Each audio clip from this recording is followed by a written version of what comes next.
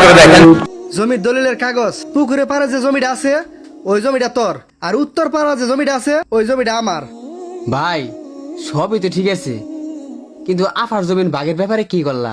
আরে মেয়েদের আবার কিসের ভাগ? বিয়ের সময় অনেক গয়না গাড়ি দিছি, অর্নামেন্টস দিছি, আসবাবপত্র দিছি, এখন আবার সম্পত্তির ভাগ দিতে হবে নাকি? ভাই তারপরেও একটু বিষয়টা ভাইবা দেখার উচিত ছিল না? দেখ, এত ভাবাভাবির কিছু নাই, আমি যেটা করছি এটাই ঠিক, আমার উর্দে মাতাবরি করবি না। ঠিক আছে ভাই, তুমি যেটা ভালো মনে করো সেটাই করো। বাবা চাচ্চু থামো তোমরা। বাবা চাচ্চু, তোমরা কি সত্যি ফুবুর হকটা আত্মসাৎ করতে চাও? ওই তুই কি বলস? তুই ছোট মানুষ, তুই এই সব বিষয়ে বুঝবি না, যা পড়তে বস। বাবা, আমি ছোট হতে পারি, কিন্তু কুরআন তো আর ছোট না। কুরআনের আইন ছোট বড় সবার জন্য সমান। আল্লাহ তাআলা কুরআনের সূরা নিসার 7 নম্বর আয়াতে বলেছেন, পিতামাতার রেখে যাওয়া সম্পত্তির উপর পুরুষদের যেমন হক রয়েছে, নারীদেরও ঠিক তেমনই হক রয়েছে। বাবা, ফুবু কি এই বাড়ির সন্তান না? তোমরা যেমন এই বাড়িতে হেসে গেলে বড় হয়েছো, ফুবু কিন্তু ঠিক এই বাড়িতে হেসে গেলে বড় হয়েছে। দাদু যেমন তোমাদেরও বাবা ছিলেন, ফুবুরও বাবা ছিলেন, তাহলে ফুবু কেন মেয়ে হওয়ার কারণে সম্পত্তির ভাগ থেকে বঞ্চিত হবে?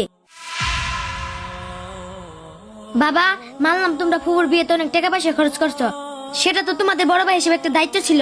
তাই বলে তোমরা আল্লাহর দেওয়া আইনকে ভঙ্গ করে ফুবুর প্রাপ্য ওয়ারিশকে আত্মসাৎ করবে?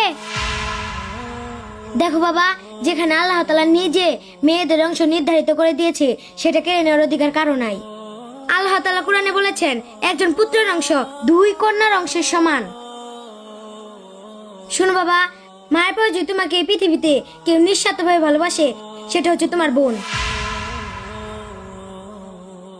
বোন হচ্ছে সৃষ্টিকর্তার দেওয়া এক অমূল্য রত্ন।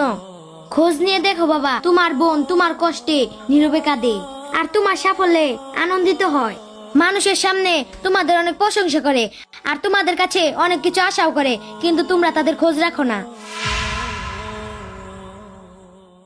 ভাবো তো একবার বাবা, কিয়ামতের দিন যদি তোমাদের বোন আল্লাহর সামনে দাঁড়িয়ে বলে, আল্লাহ, এ ভাইরা আমার হক মেরে খেয়েছে, তাহলে আল্লাহর সামনে দাঁড়িয়ে তোমরা কি উত্তরটা দেবে? বাবা, আমরা অনেক বড় একটা ভুল করেছি। ভাই, কালকে আমার বোনকে ডেকে এনে তার অধিকারকে আমরা বুঝিয়ে দেব। বোনের হক মেরে খেয়ে সুখে থাকা যায়, কিন্তু আল্লাহর আদালত থেকে বাঁচা যায় না। কিয়ামতের দিন দলিল নয়, একটা অসহায় বোনের চোখের পানি সাক্ষী হবে।